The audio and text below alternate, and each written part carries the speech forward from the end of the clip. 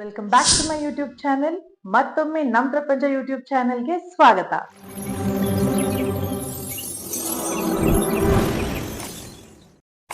Series 2. So first series ನಾವು real numbers ಬಗ್ಗೆ ಮಾಡಿದ್ವಿ.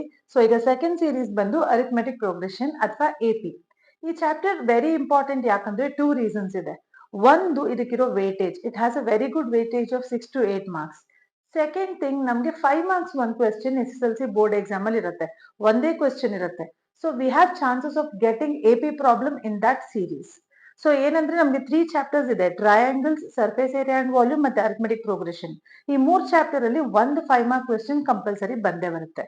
ಸೊ ಈ ಚಾಪ್ಟರ್ ತುಂಬಾ ಇಂಪಾರ್ಟೆಂಟ್. ಸೊ ಇದ್ರ ಬೇಸಿಕ್ಸ್ ನ ಫಸ್ಟ್ ನಿಮ್ಗೆ ಎಕ್ಸ್ಪ್ಲೈನ್ ಮಾಡ್ತೀನಿ. ಅದಾದ್ಮೇಲೆ 5 ವೆರಿ ಇಂಪಾರ್ಟೆಂಟ್ ಕ್ವೆಶ್ಚನ್ಸ್ ನಾನು ಜಾಟ್ ಡೌನ್ ಮಾಡಿದೀನಿ. ಅದನ್ನ ಒನ್ ಬೈ ಒನ್ ಎಕ್ಸ್ಪ್ಲೈನ್ ಮಾಡ್ತಾ ಹೋಗ್ತೀನಿ. ಫಸ್ಟ್, ಅರಿಥಮೆಟಿಕ್ ಪ್ರೋಗ್ರೆಷನ್ ಅಂದ್ರೆ ಏನು? Increasing or decreasing a number in a particular order. ಒಂದು ಎಕ್ಸಾಂಪಲ್ ತಗೊಳ್ಳೋಣ. 2, 4, 6, 8. ಸೊ ಇದು ಒಂದು ಸೀರೀಸ್. ಇದು ಅರಿಥಮೆಟಿಕ್ ಸೀರೀಸೇ ಆಗ್ಬೇಕಂದ್ರೆ ಏನಾಗ್ಬೇಕು, ಮತ್ತೆ ಇದರಲ್ಲಿ ಏನೆಲ್ಲ ಟರ್ಮ್ಸ್ ಯೂಸ್ ಮಾಡ್ತೀವಿ, ಏನ್ ಫಾರ್ಮುಲಾಸ್ ಯೂಸ್ ಮಾಡ್ತೀವಿ ಅಂತ ಫಸ್ಟ್ ನಾನು ನಿಮ್ಗೆ ಎಕ್ಸ್ಪ್ಲೈನ್ ಮಾಡ್ತೀನಿ. ಸೊ ಇದನ್ನ ಫಸ್ಟ್ ಟರ್ಮ್ ಅಂತ ಕರಿತೀವಿ. So it is denoted by A. ಈ ಕೇಸಲ್ಲಿ ಎ ಬಂದು 2. ಡಿ ಅಂತಂದ್ರೆ ಕಾಮನ್ ಡಿಫರೆನ್ಸ್ ಅಂತ ಕರಿತೀವಿ. So the difference between 2 consecutive terms is called as D. So second term ಬಂದು 4 ಇದೆ, ಫಸ್ಟ್ ಟರ್ಮ್ 2 ಇದೆ. ಇದೆರಡನ್ನು ಸಬ್ಟ್ರಾಕ್ಟ್ ಮಾಡಿದಾಗ ನಮ್ಗೆ 2 ಬರುತ್ತೆ. ಅದೇ ತರ ಇನ್ನೊಂದು ಕೇಸ್ ತಗೊಂಡು 6 - 4 ಮಾಡಿದಾಗ ಕೂಡ ನಮ್ಗೆ 2 ನೇ ಆನ್ಸರ್ ಬರುತ್ತೆ. So from this we prove that this series is in AP. So number of terms, ಎಷ್ಟು ಟರ್ಮ್ಸ್ ಇದೆ ಅದನ್ನ ಎನ್ ಇಂದ ಡಿನೋಟ್ ಮಾಡ್ತೀವಿ. So it is called number of terms. So next terminology ಬಂದು TN ಆರ್ AN. ಇದು ಎರಡರಲ್ಲೂ ಇದನ್ನ specify ಮಾಡ್ತೀವಿ. ಸೊ TN ಅಥವಾ AN ಅಂದ್ರೆ nth ಟರ್ಮ್ ಅಂತ. ಇವಾಗ ನಾವು 40th ಟರ್ಮ್ ಈ ಸೀರೀಸ್ ಅಲ್ಲಿ ಏನಾಗುತ್ತೆ, 50th ಟರ್ಮ್ ಈ ಸೀರೀಸ್ ಅಲ್ಲಿ ಏನಾಗುತ್ತೆ ಅನ್ನೋದನ್ನ TN ಅಥವಾ AN ಇಂದ ಮೆನ್ಷನ್ ಮಾಡ್ತೀವಿ. ನೆಕ್ಸ್ಟ್ ಬಂದ್ಬಿಟ್ಟು SN. SN ಅಂದ್ರೆ ಸಮ್ ಆಫ್ n ಟರ್ಮ್ಸ್. ಅಂದ್ರೆ ಇದರಲ್ಲಿ for example sum of 3 terms ಅಂತ ನಾವು ತಗೊಂಡ್ರೆ 2 + 4 + 6 ಟೋಟಲ್ ಆಗಿ 12 ಆಗುತ್ತೆ. ಸೊ ಇದನ್ನ ಹೇಗೆ ಫಾರ್ಮುಲಾ ಯೂಸ್ ಮಾಡ್ಕೊಂಡು ಕಂಡುಹಿಡಿತೀವಿ ಅನ್ನೋದಕ್ಕೆ ಒಂದು ಫಾರ್ಮುಲಾ ಇದೆ. ಅದ್ರ ನೊಟೇಶನ್ ಬಂದು SN. ಸೊ SN ಅಂದ್ರೆ ಸಮ್ ಆಫ್ n ಟರ್ಮ್ಸ್ ಅಂತ. ಸೊ ಈ 5 ಟರ್ಮಿನಾಲಜೀಸ್ ನ ನೀವು ಕರೆಕ್ಟ್ ಆಗಿ ನೆನ್ಪಿಟ್ಕೊಳ್ಳೋದು ತುಂಬಾ ಇಂಪಾರ್ಟೆಂಟ್. ಇದ್ರ ಮೇಲೆನೆ ಎಲ್ಲಾ ಪ್ರಾಬ್ಲಮ್ಸ್ ಬೇಸ್ ಆಗಿರುತ್ತೆ. ಸೊ ಈಗ ಒನ್ ಬೈ ಒನ್ ನಾನು ಇಂಪಾರ್ಟೆಂಟ್ ಪ್ರಾಬ್ಲಮ್ಸ್ ನಿಮ್ ಮುಂದೆ ಸಾಲ್ವ್ ಮಾಡ್ತಾ ಹೋಗ್ತೇನೆ. ಸೊ ಫಸ್ಟ್ ಪ್ರಾಬ್ಲಮ್ ಅಲ್ಲಿ ಅವರು ಎ ಮತ್ತೆ ಡಿ ಕೊಟ್ಟಿದ್ದಾರೆ. ಸೊ ಎ ಮತ್ತೆ ಡಿ ಕೊಟ್ಟು ನಿಮ್ಗೆ ಸೀರೀಸ್ ನ ಬರೆಯಕ್ ಹೇಳಿದ್ದಾರೆ. ಸೊ ಇಲ್ಲಿ ನಾನು ಏನ್ ಬರ್ದಿದ್ದೀನಿ, ಇದು ಜನರಲ್ ಫಾರ್ಮ್. ಇದು ಒಂದು ಎಪಿ, ಇದು ಜನರಲ್ ಫಾರ್ಮ್ ಇದು. ಸೊ ಯಾವ ತರ ಒಂದು ಎಪಿ ಇರ್ಬೇಕು ಅಂತ. So A plus D, A+2D, A+3D ಈ ತರ ಜನರಲ್ ಫಾರ್ಮ್ ಬರುತ್ತೆ. ಇಲ್ಲ ನಮ್ಗೆ ಎ ವ್ಯಾಲ್ಯೂ 10 ಅಂತ ಕೊಟ್ಟಿದ್ದಾರೆ, ಡಿ ವ್ಯಾಲ್ಯೂ 3 ಅಂತ ಕೊಟ್ಟಿದ್ದಾರೆ. ಸೊ ಇದೇ ಜನರಲ್ ಫಾರ್ಮ್ ಅಲ್ಲಿ ನೀವು ಎರಡೇ ವ್ಯಾಲ್ಯೂನು ಸಬ್ಸ್ಟಿಟ್ಯೂಟ್ ಮಾಡ್ತಾ ಹೋಗ್ಬೇಕು. ಸೊ 10, 10 + 3 13, 10 + 2 × 3 16, 10 + 3 × 3 19. ಸೊ ಇದು ಒಂದು ಅರಿಥಮೆಟಿಕ್ ಪ್ರೋಗ್ರೆಷನ್ ಆಗುತ್ತೆ. ಸೊ ಈ ತರ ಕ್ವೆಶನ್ಸ್ ಅನ್ನ 1 ಮಾರ್ಕ್ ಕ್ವೆಶನ್ ಅಲ್ಲಿ ತುಂಬಾ ಸತಿ ಕೇಳಿದ್ದಾರೆ. ಮತ್ತೆ 1 ಮಾರ್ಕ್ ಕ್ವೆಶನ್ ಅಲ್ಲಿ ಜನರಲ್ ಫಾರ್ಮ್ ಕೇಳಿದ್ದಾರೆ, ಮತ್ತೆ ಫಾರ್ಮುಲಾಸ್ ಕೂಡ ಕೇಳಿದ್ದಾರೆ. ಸೊ ಎಲ್ಲಾ ಫಾರ್ಮುಲಾಸ್ನು ಕರೆಕ್ಟ್ ಆಗಿ ಪ್ರಾಕ್ಟೀಸ್ ಮಾಡ್ಕೊಳ್ಳಿ. ಈ ತರ ಪ್ರಾಬ್ಲಮ್ಸ್ 1 ಮಾರ್ಕ್ ಕ್ವೆಶನ್ ಗೆ ಖಂಡಿತ ಬರುತ್ತೆ. ಸೊ ಸೆಕೆಂಡ್ ಕ್ವೆಶನ್ ಬಂದು ಅವರೇ ಆಲ್ರೆಡಿ ಒಂದು ಟರ್ಮ್ ಕೊಟ್ಟಿದ್ದಾರೆ. ಸೊ ಅವ್ರು ಏನ್ ಕೇಳ್ತಿದ್ದಾರೆ, ಈ ಟರ್ಮ್ ಈ ಸೀರೀಸ್ ಅಲ್ಲಿ ಬರಬಹುದಾ? So the question is whether -150 can arise in this series. So ಅದನ್ನ ನಾವು ಹೇಗ್ ಕಂಡುಹಿಡಿತೀವಿ? ಇದು ಇದ್ರಲ್ಲಿ ಒಂದು ಟರ್ಮ್ ಆಗಿದ್ರೆ ನಮ್ಗೆ ಎನ್ ವ್ಯಾಲ್ಯೂ ಬರುತ್ತೆ. ಸೊ ಎನ್ ವ್ಯಾಲ್ಯೂ ನಮ್ಗೆ ಏನಾದ್ರೂ ಒಂದು ಹೋಲ್ ನಂಬರ್ ಬಂದು ನೆಗೆಟಿವ್ ಅಥವಾ ಫ್ರಾಕ್ಷನ್ ಅಥವಾ ಇಂಟಿಜರ್ ಬಂದಿಲ್ಲ ಅಂದ್ರೆ ಅವಾಗ S 150 is a term of the series ಅಂತ ಅರ್ಥ. So let's do it. ಇವಾಗ ಎ ವ್ಯಾಲ್ಯೂ 11 ನಾನು ಅವಾಗಲೇ ಎಕ್ಸ್ಪ್ಲೈನ್ ಮಾಡಿರೋ ತರ. ಸೊ ಡಿ ವ್ಯಾಲ್ಯೂನ ನೀವು ಇದೆರಡನ್ನು ಸಬ್ಟ್ರಾಕ್ಟ್ ಮಾಡಿದಾಗ ನಿಮ್ಗೆ ಡಿ ವ್ಯಾಲ್ಯೂ ಸಿಗುತ್ತೆ. So this is the formula for TN. It's very important. ಈ ಫಾರ್ಮುಲಾ ತುಂಬಾ ಇಂಪಾರ್ಟೆಂಟ್. ತುಂಬಾ ಸತಿ 1 ಮಾರ್ಕ್ ಅಲ್ಲಿ ಮಲ್ಟಿಪಲ್ ಚಾಯ್ಸ್ ಅಲ್ಲೂ ಈ ಕ್ವೆಶ್ಚನ್ ಕೇಳಿದ್ದಾರೆ. So TN is equal to A plus N minus 1 into D. So ಈ TN ನ ನಾವು AN ಅಂತ ಕೂಡ ಕರಿಬಹುದು. ಸೊ AN ಅಂತಾನು ಕರೀತಾರೆ. ಸೊ ಎರಡು ನೊಟೇಶನ್ ಇಂದಾನು ಇದನ್ನ ನಾವು ತೋರಿಸಬಹುದು.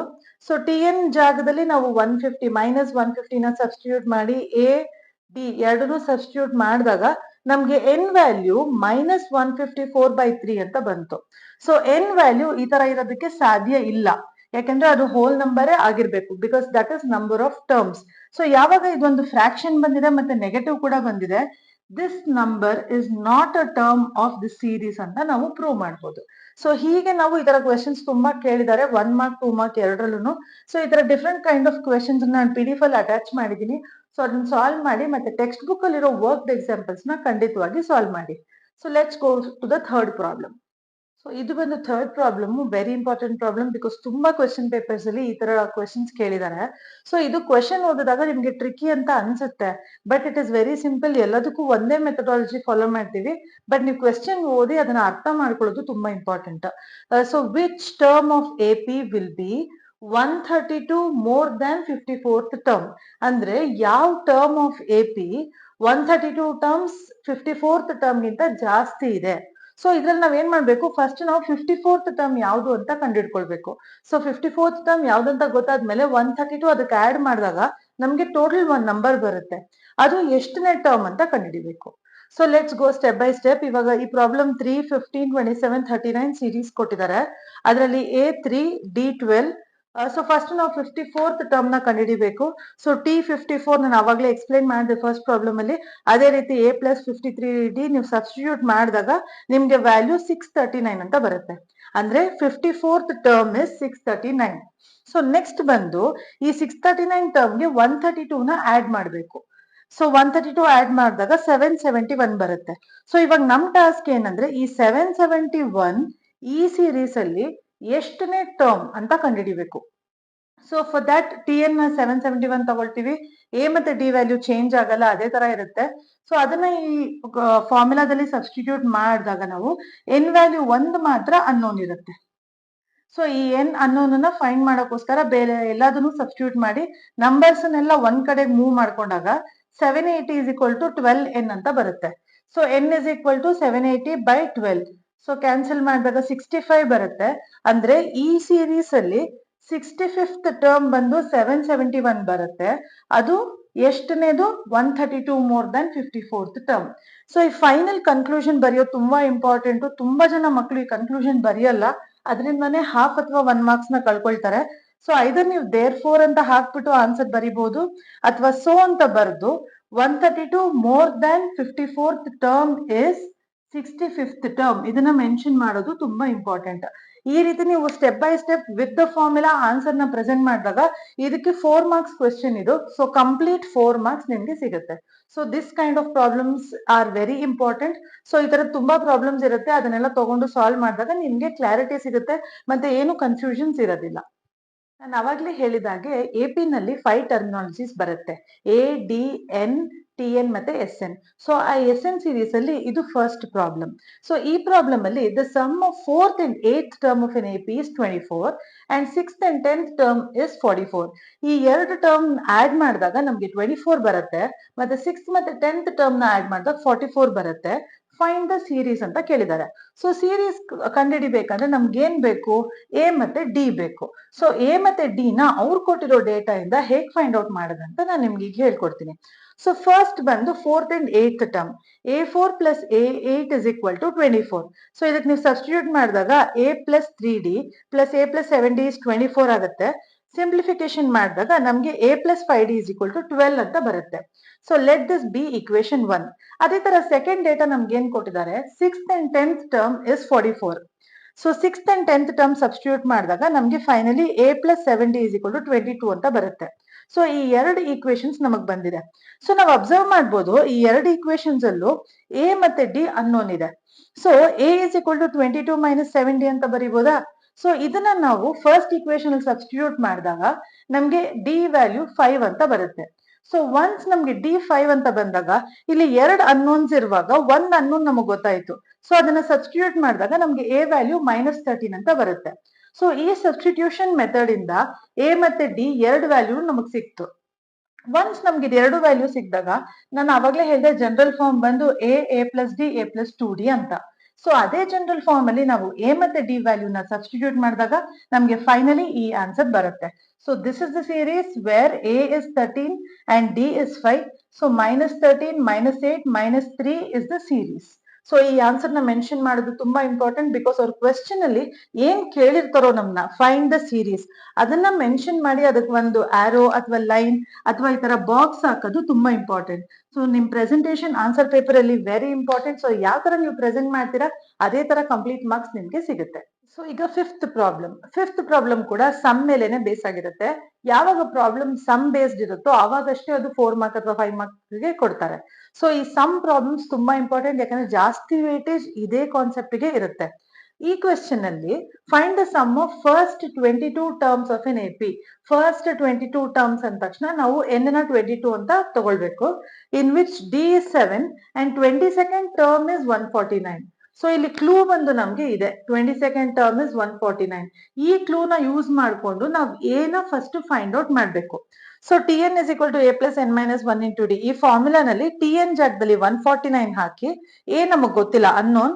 So N minus 1, 22 minus 1, 21, D 7. ಇದನ್ನ ಸಬ್ಸ್ಟಿಟ್ಯೂಟ್ ಮಾಡಿದಾಗ ಇಲ್ಲಿ 147 ಬರುತ್ತೆ. 147 ನ ಟ್ರಾನ್ಸ್ಪೋಸ್ ಮಾಡಿದಾಗ ಈ ಸೈಡ್ಗೆ ನಮ್ಗೆ ಎ 2 ಬರುತ್ತೆ. ಸೊ ಇದರಿಂದ ನಾವು ಎ ವ್ಯಾಲ್ಯೂನ ಫೈಂಡ್ ಔಟ್ ಮಾಡಿದ್ವಿ. So this is very important, because A value ಇಲ್ಲದೆ ನಾವು ನೆಕ್ಸ್ಟ್ ಏನು ಪ್ರಾಬ್ಲಮ್ ನ ಪ್ರೊಸೀಡ್ ಮಾಡಕ್ ಆಗಲ್ಲ. ಒನ್ಸ್ ಎ ವ್ಯಾಲ್ಯೂ ಬಂತು, ಡಿ ಗೊತ್ತು, ನಮ್ಗೆ ಎನ್ ಗೊತ್ತು, ಈ ಮೂರು ಗೊತ್ತಿರುವಾಗ ಡೈರೆಕ್ಟ್ ಆಗಿ ಎಸ್ ಎನ್ ನ ಫೈಂಡ್ ಔಟ್ ಮಾಡಬಹುದು. So S N find out ಮಾಡಕ್ಕೆ ನಮ್ಗೆ ಎರಡು ಫಾರ್ಮುಲಾಸ್ ಇದೆ. First one S N is equal to N by 2 into 2a plus N minus 1 into D. So ಇದು ನಮ್ಗೆ ಯಾವುದೇ ಡೇಟಾ ಇದ್ರೂ ಈ ಫಾರ್ಮುಲಾನ ನಾವು ಯೂಸ್ ಮಾಡಬಹುದು. ಸೊ ಇನ್ನೊಂದು ಫಾರ್ಮುಲಾ ಇದೆ, ಇದು ಸ್ವಲ್ಪ ಸಿಂಪಲ್ ಆಗಿದೆ. S N is equal to N by 2 into A plus L. ಈ ಎಲ್ ಅಂದ್ರೆ ಲಾಸ್ಟ್ ಟರ್ಮ್ ಅಂತ. ಸೊ ನಮ್ಗೆ ಯಾವಾಗ ಲಾಸ್ಟ್ ಟರ್ಮ್ ಗೊತ್ತಿರುತ್ತೋ ಅವಾಗ ನಾವು ಈ ಫಾರ್ಮುಲಾನ ಯೂಸ್ ಮಾಡಬಹುದು. ಸೊ ಈ ಕೇಸಲ್ಲಿ ಈ ಫಾರ್ಮುಲಾನ ಯೂಸ್ ಮಾಡಬಹುದು, ಬಟ್ ನಿಮ್ಗೆ ಎರಡು ತೋರಿಸ್ತಾ ಇದ್ದೀನಿ, ಎರಡು ಮೆಥಡ್ ಅಲ್ಲಿ ಸಾಲ್ವ್ ಮಾಡಿ ತೋರಿಸ್ತಾ ಇದ್ದೀನಿ. ಸೊ ನೆಕ್ಸ್ಟ್ ಎನ್ ಬೈ 2 ಅಂದ್ರೆ 22/2 into 2a plus N minus 1 into D. ಇದನ್ನ ಸಬ್ಸ್ಟಿಟ್ಯೂಟ್ ಮಾಡಿದಾಗ ನಮ್ಗೆ 22/2 11 ಬರುತ್ತೆ. ಈ ಬ್ರಾಕೆಟ್ ಸಬ್ಸ್ಟಿಟ್ಯೂಷನ್ ಅಲ್ಲಿ 151 ಬರುತ್ತೆ. ಎರಡನ್ನು ಮಲ್ಟಿಪ್ಲೈ ಮಾಡಿದಾಗ 1661 ಬರುತ್ತೆ. So this is the answer. ಅದೇ ರೀತಿ ನಾನು ಇನ್ನೊಂದು ಫಾರ್ಮುಲಾ ಹೇಳಿದ್ನಲ್ಲ, ಈ ಕೇಸಲ್ಲಿ ನಮ್ಗೆ ಲಾಸ್ಟ್ ಟರ್ಮ್ ಗೊತ್ತು ಅಂತ ಹೇಳಿ, ಸೊ ಈ ಲಾಸ್ಟ್ ಟರ್ಮ್ ನ ಸಬ್ಸ್ಟಿಟ್ಯೂಟ್ ಮಾಡಿದಾಗ ಎಲ್ ಜಾಗದಲ್ಲಿ 149 ಹಾಕಿದಾಗ ನಮ್ಗೆ ಸೇಮ್ 1661 ಬರುತ್ತೆ. ಸೊ ಇದರಿಂದ ಏನ್ ಅರ್ಥ ಆಯ್ತು ನಮ್ಗೆ, 22nd ಟರ್ಮ್ 149 ಕೊಟ್ಟಿದ್ದಾರೆ. ಸೊ ಸಮ್ ಆಫ್ 22 ಟರ್ಮ್ಸ್ ನ ಕೇಳಿದ್ದಾರೆ. ಸೊ ಸಮ್ ನ ನಾವು ಮಾಡಿದಾಗ 22 ಟರ್ಮ್ಸ್ ನಮ್ಗೆ 1661 ಸಿಗುತ್ತೆ. ಸೊ ಈ ರೀತಿ ನಾವು ಎರಡು ಫಾರ್ಮುಲಾಗಳನ್ನ ಯೂಸ್ ಮಾಡ್ಕೊಂಡು ಎಸ್ ಎನ್ ನ ಫೈಂಡ್ ಔಟ್ ಮಾಡಬಹುದು. ಸೊ ಈ ತರ ಪ್ರಾಬ್ಲಮ್ಸ್ ನಮ್ಗೆ 4 ಅಥವಾ 5 ಮಾರ್ಕ್ ಕ್ವೆಶನ್ಸ್ ಆಗಿ ಕೊಡ್ತಾರೆ. So it is very important. S N based problems are very important. So ಈ PDF ಅಲ್ಲಿ ಇರೋ ಇನ್ನೂ ಹಲವಾರು ಪ್ರಾಬ್ಲಮ್ಗಳಿದೆ, ಅದನ್ನ ಸಾಲ್ವ್ ಮಾಡಿ ಪ್ರೀವಿಯಸ್ ಇಯರ್ ಪೇಪರ್ಸ್ ಇಂದ ಎಸ್ ಎನ್ ಪ್ರಾಬ್ಲಮ್ಸ್ ನ ಸಾಲ್ವ್ ಮಾಡಿ, ಅದೇ ರೀತಿ ಮಾಡೆಲ್ ಪೇಪರ್ಸ್ ಕೂಡ ರಿಲೀಸ್ ಮಾಡಿದ್ರು ಬೋರ್ಡ್ ಅವರು, ಅದರಲ್ಲಿರೋ ಎಸ್ ಎನ್ ಪ್ರಾಬ್ಲಮ್ಸ್ ಕೂಡ ಸಾಲ್ವ್ ಮಾಡಿದಾಗ ನೀವು ಪರ್ಫೆಕ್ಟ್ ಆಗ್ತೀರಾ. ಈ ರೀತಿ ನಾವು ಎಪಿ ನಲ್ಲಿ ಫಾರ್ಮುಲಾಸ್ ಗಳನ್ನ ಕರೆಕ್ಟ್ ಆಗಿ ಮೆಮೊರೈಸ್ ಮಾಡಿ ಜನರಲ್ ಫಾರ್ಮ್ ನ ತಿಳ್ಕೊಂಡು, ಅದೇ ರೀತಿ ನಾನು 5 ಟರ್ಮಿನಾಲಜೀಸ್ ಹೇಳಿದ್ನಲ್ಲ, A D N T N ಮತ್ತೆ ಎಸ್ ಎನ್, ಈ 5 ಕರೆಕ್ಟ್ ಆಗಿ ರೆಕಗ್ನೈಸ್ ಮಾಡಿ ಫಾರ್ಮುಲಾಸ್ ಅಲ್ಲಿ ಸಬ್ಸ್ಟಿಟ್ಯೂಟ್ ಮಾಡೋದನ್ನ ಕಲ್ತ್ಕೊಂಡು ಎಸ್ ಎನ್ ಪ್ರಾಬ್ಲಮ್ಸ್ ನ ಇಂಪಾರ್ಟೆಂಟ್ ಆಗಿ ಸಾಲ್ವ್ ಮಾಡೋದ್ರಿಂದ ನಿಮ್ಗೆ ಕಂಪ್ಲೀಟ್ 6 to 8 ಮಾರ್ಕ್ಸ್ ವೇಟೇಜ್ ಇರೋದು ಸಿಗುತ್ತೆ. ಸಬ್ಸ್ಕ್ರೈಬ್ ಟು ನಮ್ ಪ್ರಪಂಚ ಯೂಟ್ಯೂಬ್ ಚಾನೆಲ್. Thank you.